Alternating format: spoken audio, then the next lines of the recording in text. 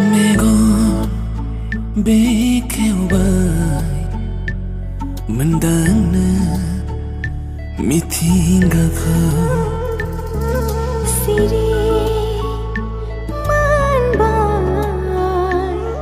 दावबायनो।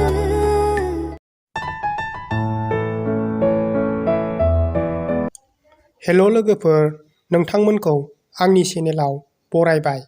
आं नोंथांमोननि गेजेराव बर'नि मोनसे गोदान मिउजिक भिडिअ'नि आपडेट लानानै फैदों।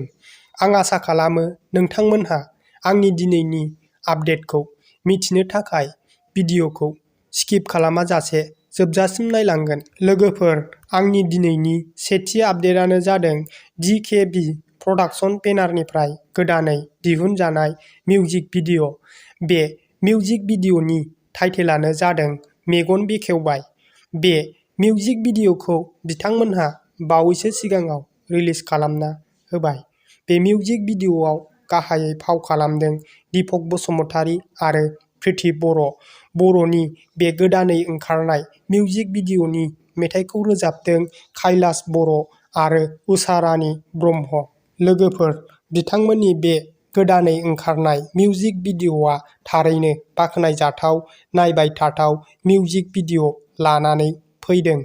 नोंथांमोनहा बिथांमोननि गोदानै ओंखारनाय मेगन बेखेवबाय मिउजिक भिडिअ'खौ नुवाखैबा DKB प्रडाक्शन चेनेलाव थांनानै नायनो हागोन। लोगोसे बिथांमोननि चेनेलखौबो सापर्ट खालामना फै।